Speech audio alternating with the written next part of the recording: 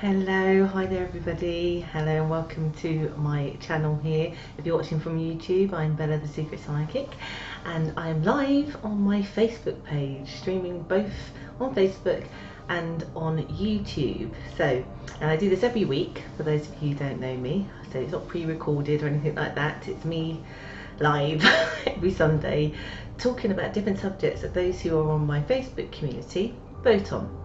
So if you would like to join my Facebook community and you're on YouTube, then just look at the links below and you can come and join my community there. So again, if you're there in YouTube land or Facebook land, then do say hello, because for those of you who know me, I don't like to be talking completely to myself.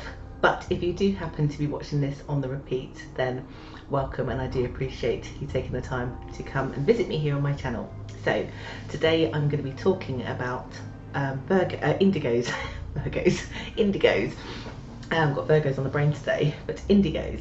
What are indigos? And again, this was voted by my community on Facebook. So today we're going to be talking about and raising awareness about what indigos are. And I'm also going to be listing some of the identifying factors also about what indigos are. And if you do like this, do like, do share, do subscribe as well, and do comment, because I do love to know and get some feedback as well about the feeds that I do. So hello Claire. Claire's joined me on Facebook. Again, if you're there, do say hello. And also, because indigos, for those who do know what indigos are, or maybe suspect they know what indigos are, do comment, do say your version, because I think here there is so much about indigos, or some people call them star children or rainbow adults, or you know, lots of different names, but indigo seems to be the long-standing one. If you know anything about it, then comment as well, because we're all here to learn. It's not just about me preaching to everybody, because I can only give you my version of what it is that I understand to be what indigo children are. I said Virgo again, didn't I? Sorry, I crack myself up sometimes. This is why it's live. If this was pre-recorded, I'd go back and edit and do it again, but it's live. So indigos. Hi Claire Harvey says children and adults with gifts, way showers or light workers as well. So again, keep coming in, and when I start chatting, we'll see whether some of my version adds up also to what other people suspect as well. So as you all know, I like to work with some slides. So as we go along, I'm going to put one up. So we're going to talk about, firstly, what are the traits, or what is the term indigo? Now, I always like to start with this, because I think here the way that anybody explains a little bit in depth about, and we are going in depth, you know, we're going to dive deep. So any sort of traits that sometimes are associated with indigos can be a little bit controversial sometimes to people, because it can either fall in the stereotype box, or it might ruffle sometimes people's feathers, particularly when you start talking about the human aspect of, let's say, social conditions or psychological conditions or learning conditions, when it comes to people's own individual sort of mental attitude, their social skills, or their learning abilities, and how sometimes that can be associated with people being indigo. Or special gifts, gifted, all that sort of thing. But some of the traits that sometimes people talk about, some people can interpret it as being either misleading, misinformed, or not addressing the medical issue. All I can say is this is my version, and what I understand it to be, and I will leave it up to you to decide and argue it amongst yourselves about what is and what isn't as well. So hi Jess, nice to have you here as well in Facebook land. And we've got some people here on YouTube. Hi Helen Harris, and hi Tammy Bambi, I hope I pronounced that right, and Carla, do welcome here as well. And I've got Helen says, someone who possesses special, unusual, supernatural traits. Well, we'll get to that, because I have a different take on supernatural. and they're slightly different, but we're going to cover it. So I'm going to crack on, because otherwise it's just going to have me waffling. So the term indigo. So as we did the chakra talk that I did a couple of weeks ago, this indigo, or the colour indigo, which has been coined as a term to call people like this who I'm going to talk about, even though it is just a label and it's a name that's been picked up, doesn't necessarily mean that indigo is the right word. Hence why people use all different sorts of names, like rainbow children or rainbow adults or star adults, things like that. But the term indigo, which is being used the most widely known, is because the third eye chakra is the colour indigo. So a lot of people, as Helen would say, would associate those who are indigo as having their third eye awakened, or are spiritual, or are supernatural. And yes, to a certain degree, or the simplest, easiest explanation is yes. But we're going to look at it a bit more broader than that, because there are loads of people who believe in spirituality, or believe in the stuff that I talk about every week. Doesn't necessarily make them indigo, or they could be a light worker, which is what Claire mentioned earlier. They could be awakening in a different way, whereas indigos are a little bit special, because most people, when they become light workers, they evolve into it, whereas indigos are pretty much born awakened. And as a result, they're kind of born into like a three-dimensional world that doesn't conform to the way that their human brains, I guess, can grasp, because you've got to see it like they've just, their transition and being born awakened right from source, from universe, from energy, from whatever it is you want to label it as, straight into this human aspect, means that they see things completely differently in a world that has loads of rules, and a world that is constricted in its limitations, or believes that it is constricted in its limitations. So lots of people don't believe you can manifest things and all that kind of stuff, that you are creators. They're not born aware that they're from source, whereas indigos do. Indigos already know. But can you imagine, I'm trying to think, if you suddenly was told tomorrow that you were going to have to go and live in another country that had a culture that was completely different to yours, and they spoke a completely different language, you might have a slight, tiny little bit of an understanding of how an indigo feels pretty much all the time, because it's like coming into another planet, or another realm, or another energy that doesn't get where you've been from, doesn't get your perspective, which is much more broader. Basically, indigos will see you, me, everybody else, as in a dark room with just a torch in their hand, with just whatever the light beam from that torch will show. In our human aspect, we can only see through that beam of light, whereas an indigo has got the whole room light on. It can see everything. They can see everything. They've come straight from oneness. Hi, hello Melissa, and hi Jodie, and hi Aurora as well. Welcome here again. If you think you have some questions also as I go along about indigos, please do say, or again, if you do think you have some version, do type them out, because I will read them out as well. We can have a chat about it. But that's sort of very simply looking at it. Now, a lot of people will associate, because of that coming in, being awakened, and having their third eye awakened, being connected to source, and having that sort of difference in terms of, I've almost like seeing it like I'm from another reality a little bit, even though it's not. It can, being in our reality with all those stereotypes and all those rules and all those constraints and the limitations in our spiritual awakeness, will be quite challenging for somebody who's indigo. But also how we, in our human aspect, because we aren't born that way, will perceive somebody who is indigo. We will start to label them as different, as possibly damaged in some kind of way, or they are special, but somebody might say, oh no, they've got special needs, or they are challenging. a lot of indigos are labelled with ADHD or ADD or Asperger's or autism or some form of learning disability. Some don't at all. But what is a key theme, and we are going to go through the traits, is the social interactions and how they perceive the world and how others perceive them. And if you think about it again, and I'm sorry, this is any analogy that I can think of right now, but way back when we used to have like carnivals and fairs, and we used to have people that we used to have sideshows and freak shows, and those people were normal people, but we had people who perceived themselves to be normal, sort of judging and labelling that group of people because they were different. It's pretty much the same thing, but more hidden, less obvious than others would think. So I hope I'm explaining that sort of okay.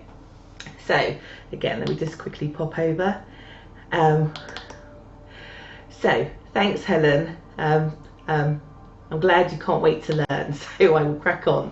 So just to move on as well, because this is a subject that's actually quite close to my heart. One, because I am spiritual sorts, and I could label myself as indigo, but I don't think I necessarily feel all the traits that I'm going to talk about. But my son does. So my son has Asperger's. He's 21 now.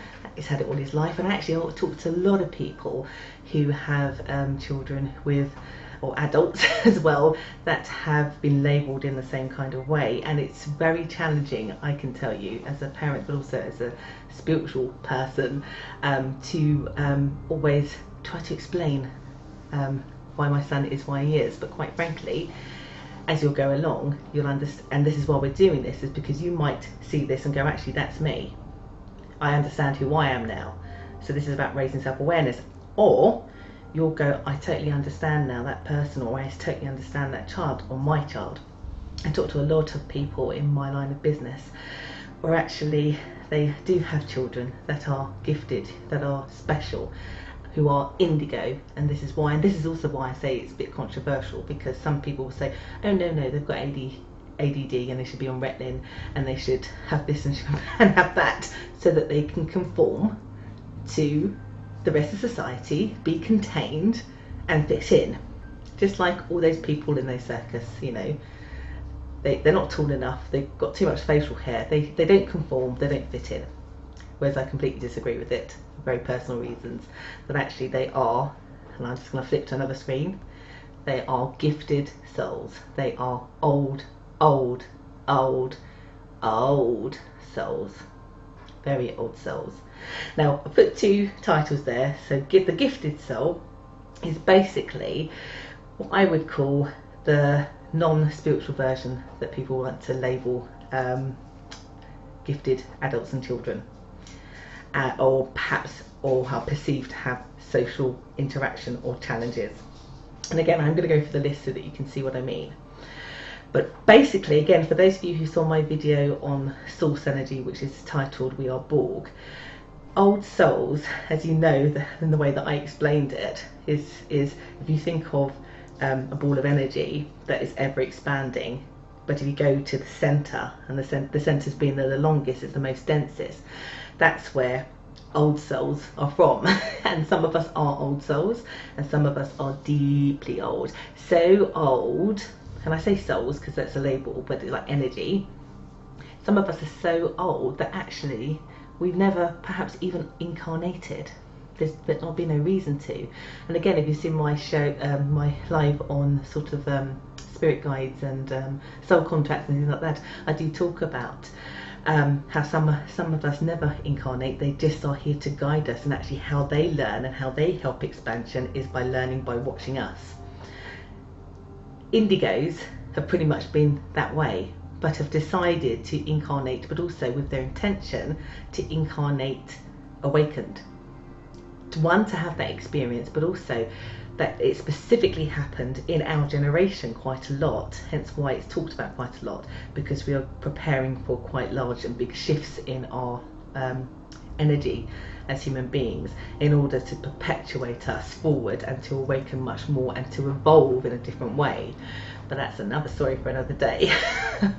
But that's pretty much why indigos are here. They're to help us to become more awakened, and they are definitely, after they've got through what I call their challenging period of people not understanding them or being perceived different, often turn into the greatest spiritual leaders, have the greatest compassion, have the greatest ability to love, and are completely in tune. Now, because they are directly from source and they're old souls, again, they come awakened into a realm where everything is so limited, and it frustrates the heck out of them.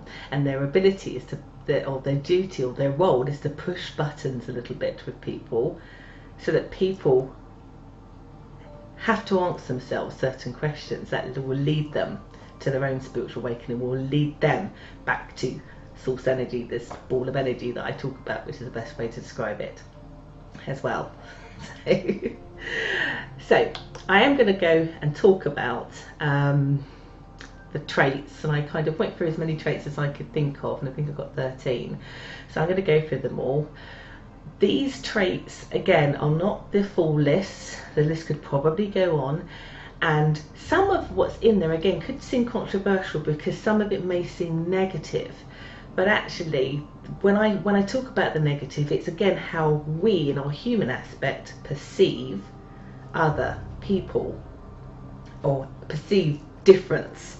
And it's not because that there is something wrong with them or there's something negative, it's because actually it's the only way that we can label them, which then appears negative, but actually it is not, just to be clear.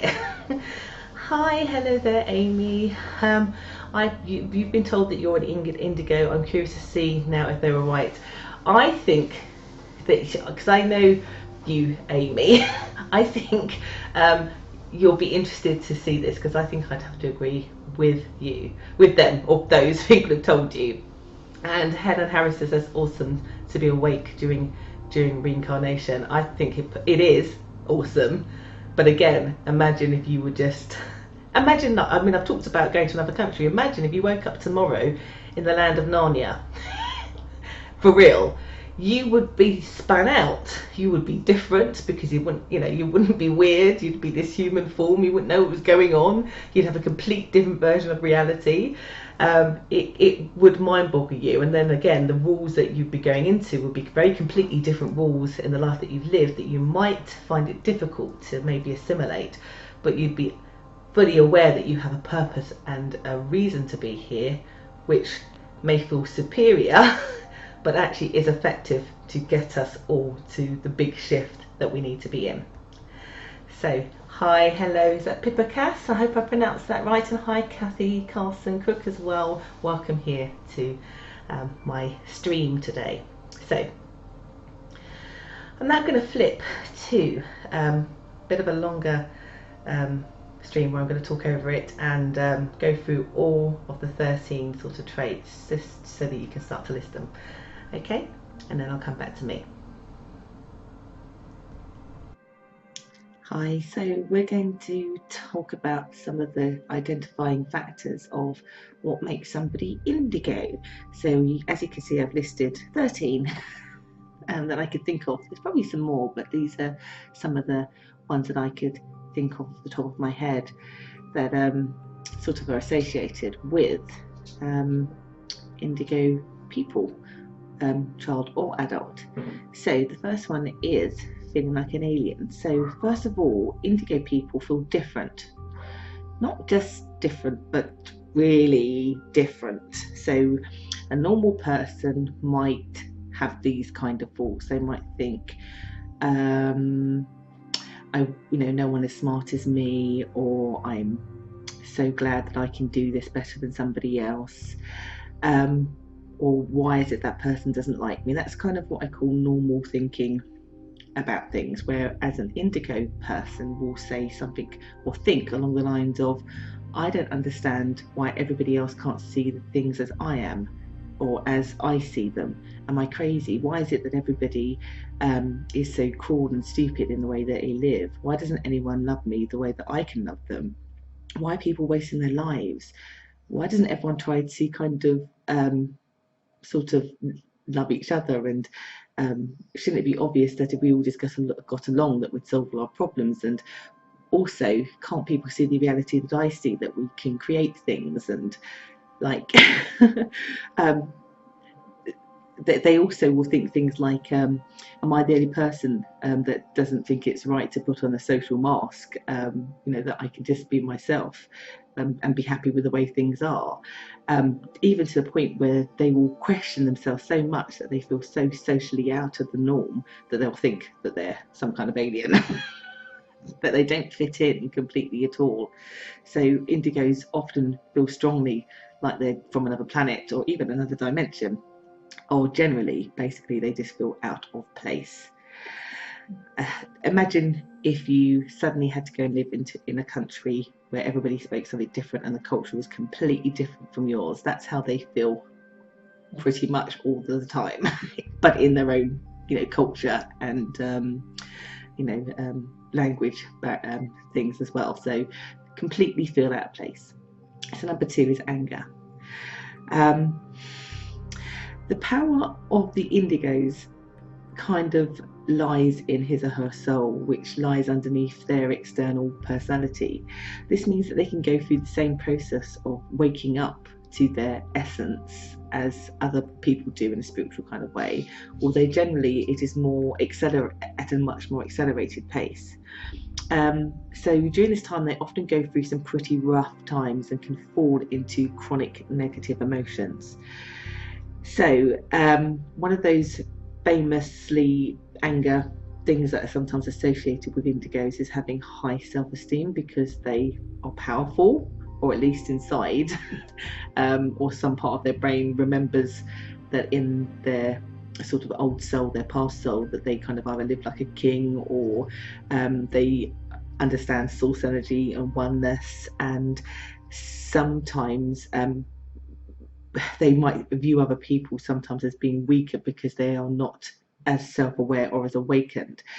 It's a momentary thing. It's not something that indigos have, their entire time, but as they start to become, and that feeling of feeling out of place and being much more aware, anger can trigger purely probably out of frustration that nobody else is viewing the world quite the way that they are viewing the world.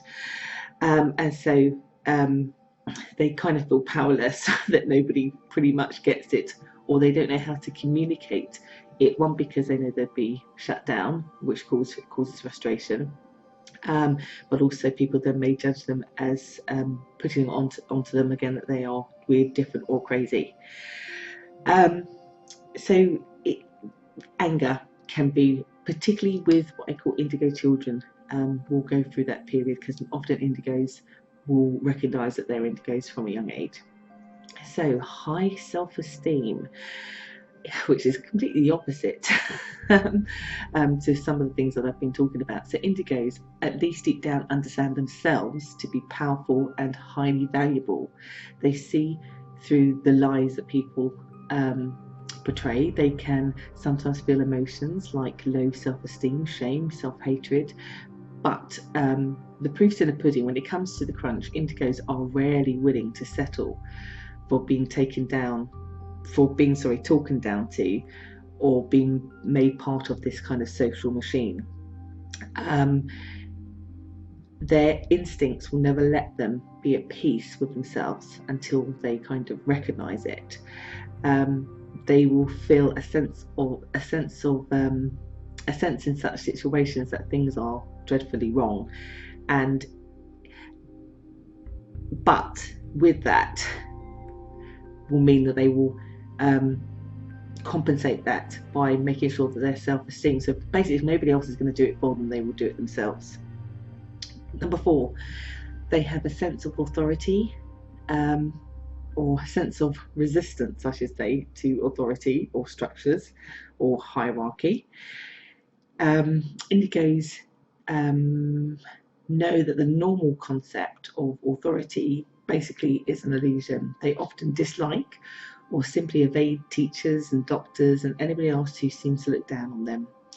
It's not like they can't love those people as people, but they're not willing to accept anyone as above them or below them. When forced to live under imposed authorities, indigos usually get quite rebellious. They can take This can take the form of an explosive kind of revolution, or perhaps a more quiet, passive rebellion, depending on the indigo's particular makeup. So they will resist because of basically nobody's better than anybody else, and so even if the structure in our human aspect is that we need to have some structures, it should be done with respect and with collaboration. I can say that word, in order to kind of make it fair, because again, they don't see that people are better than the other. So number 5, they see through lies. Oh my gosh, yes, indigos see things as they really are, basically. So that's probably where their third eye kicks in, their intuition, their empathicness. And according to some, this would be because they are currently developing the energy centers in their third eye. And some people think that maybe it's because they have enough spiritual depth and intuition and integrity to make to see deceptions quite quickly. They know that they know the social lie. They know that they are more that there are more important things in life than what people seem to chase after. They have a powerful instinct that guides them in many areas of their life, and they dismiss the ideas or systems which conflict with their instincts, basically. The more indigos wake up, the more they question basically everything, and they trust their intuition, their third eye, and they really empathically can tune in and see through people's lies, and also society lies as well. Number 6, they can break down structures. Because of this, indigos rarely accept anything that has not been explained to them.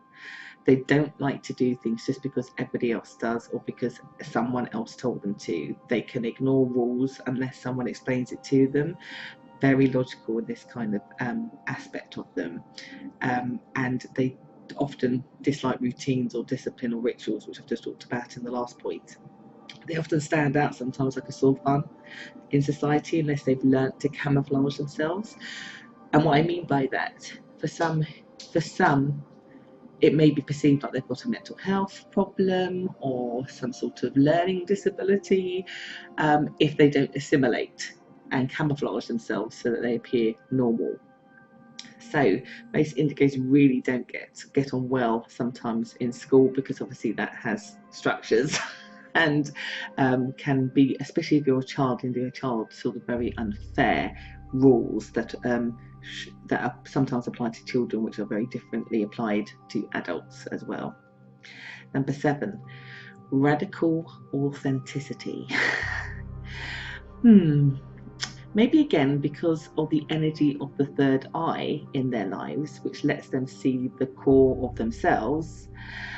Indigos have the compulsion to be authentic, basically. At every moment they express their true selves, and sometimes for some people that can be truly annoying or ruffle feathers, but nevertheless they are authentic.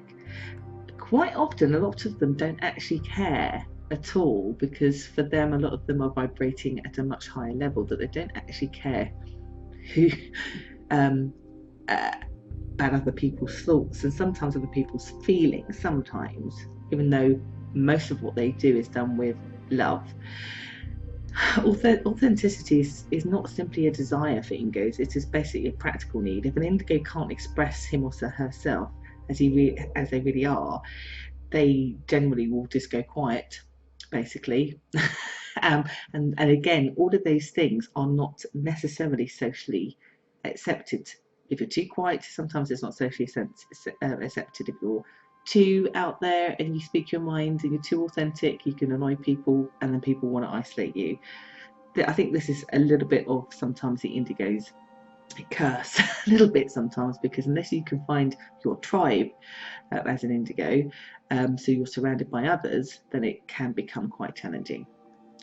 So love, there is no love like indigo love.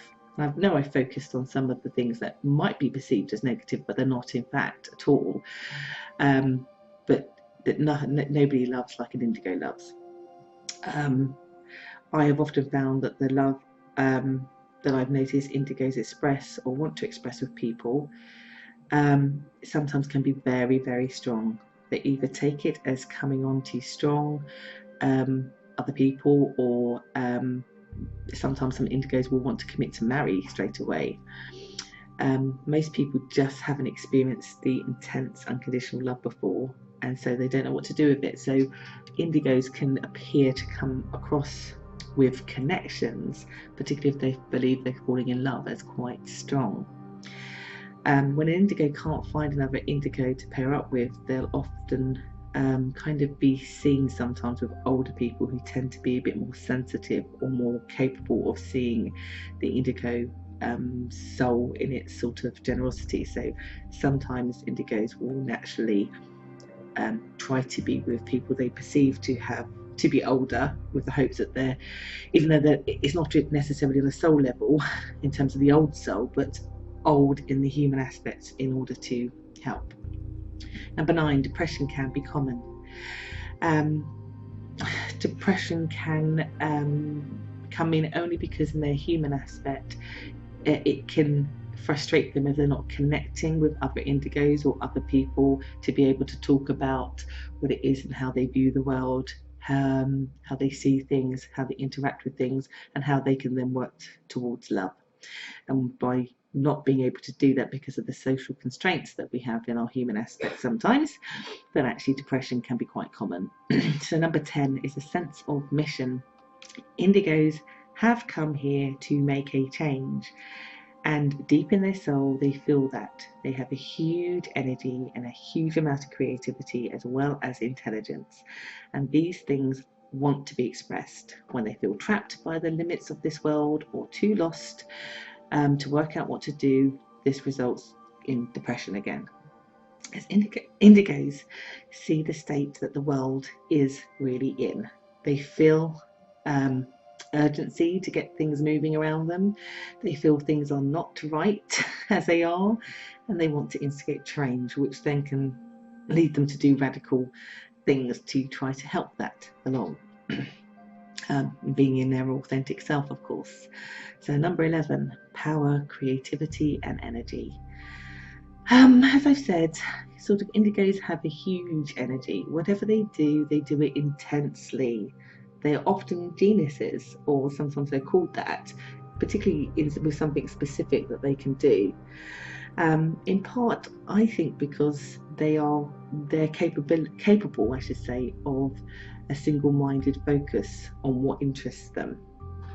Indigos are often classified sometimes as having attention deficit disorder. I would probably flip that on its head and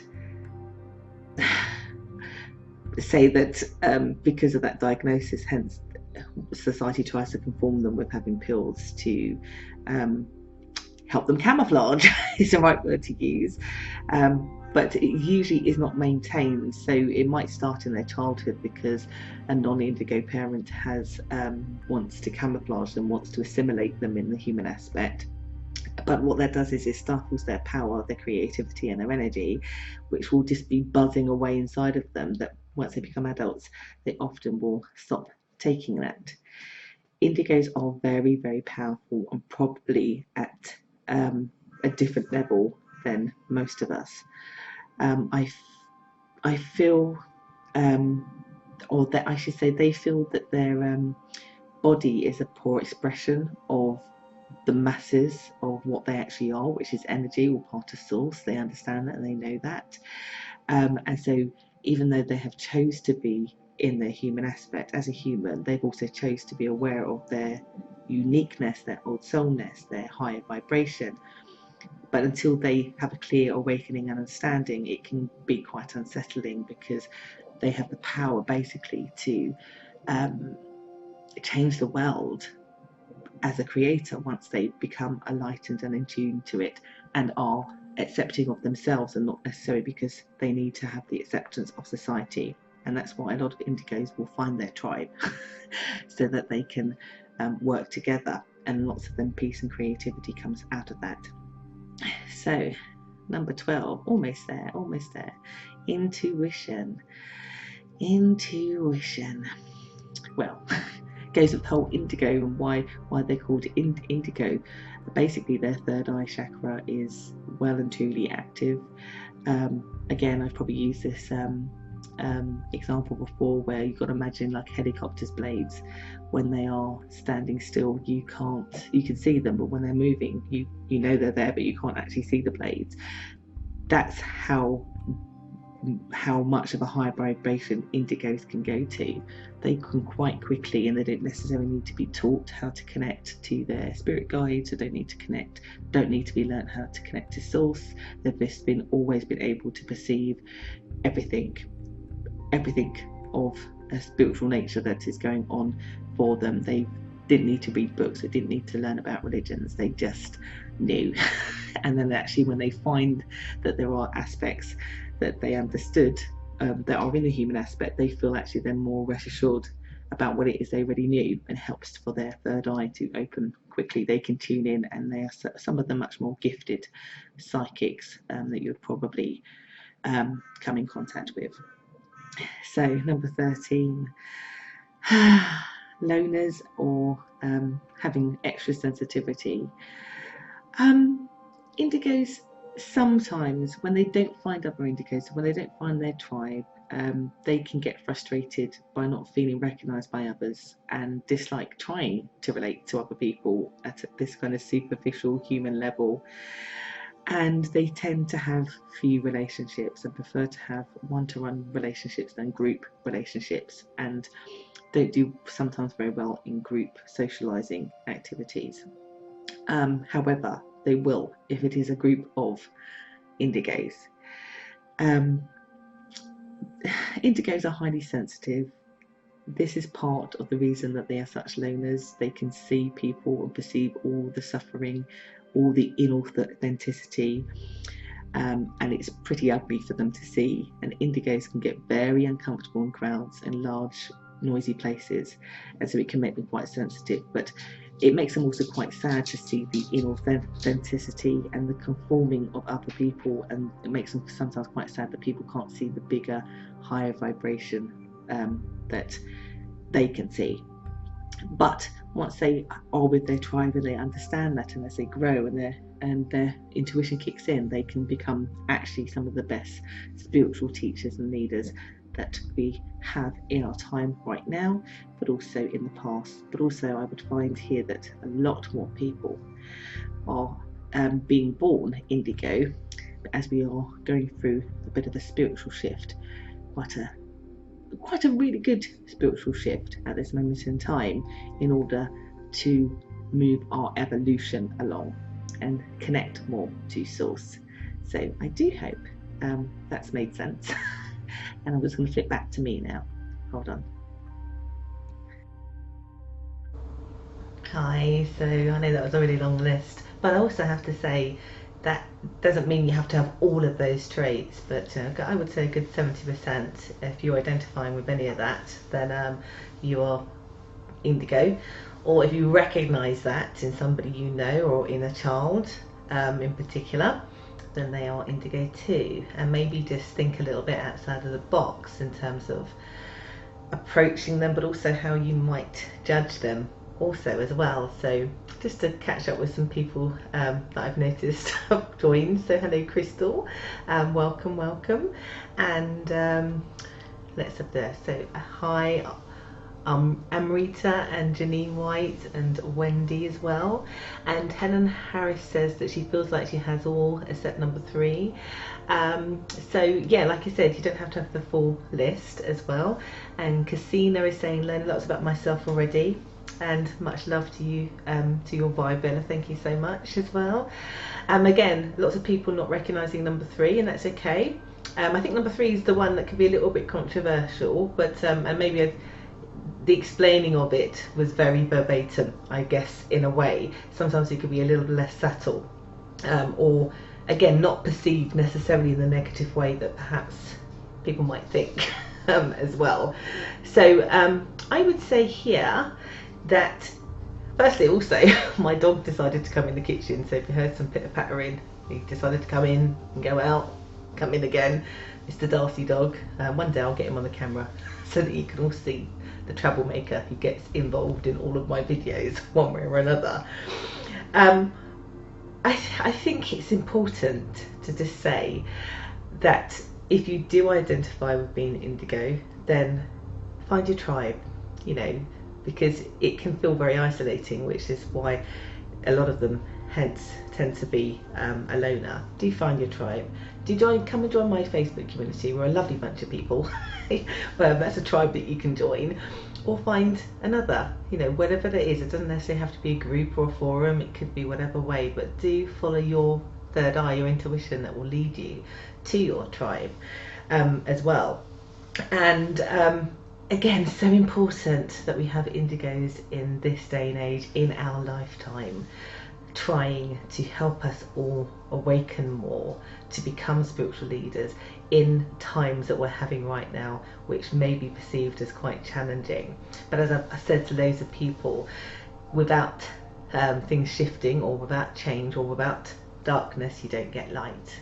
You sometimes need the contrast in order to perpetuate the world forward in a much better way. And indigos are definitely here to help assist us all in doing that successfully. Why? To get us towards love and abundance, to think about love. That's their greatest gift to give to us all, which is about learning how to see love in its broadest way. Like I said, having that light in the whole room go off, instead of just having just that beam of light, that tunnel vision that we in our human aspect so often have as well. So, and somebody said also earlier in the feed about how beads, how I lost my train of thought then, how indigos can be supernatural, when they're definitely gifted, definitely geniuses, definitely have a high IQ. Are they supernatural? I mean, I guess the word supernatural is because of the whole indigo third eye thing and being born awakened, but I wouldn't say that they are supernatural. I would say that they are very natural, because I think that's the problem that we have in our human aspect, is that we want to label everything, and not always in the positive. But also I want to say that they are naturally super and not supernatural, that they are naturally super in every way. So for those of you who love an indigo, who think that they are indigo, you know that you are not alone, that there are people there that understand that there are indigos, because they're indigos themselves.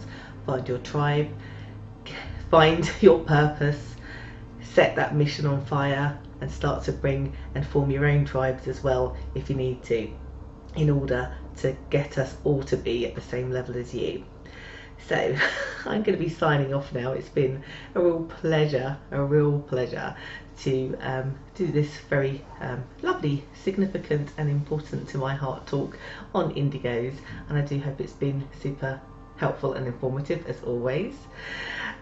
Crystal says she can relate because a 3-year-old is the same. So, you know, there's lots of people. And again, if you know somebody who may have somebody in their life that's an indigo and perhaps are trying to understand it and wants a different perspective than perhaps what society or medical professionals or whatever want to label it as, then perhaps this video or others like it may help you. So again, it's been my pleasure. And again, when you think about indigos, just think they are natural, but naturally super at being as awesome as anyone I know, particularly when it comes to how they impart love, which is all from source, in order to help us to evolve and change and grow and expand. Take care. I've been better, and have a great evening. Take care.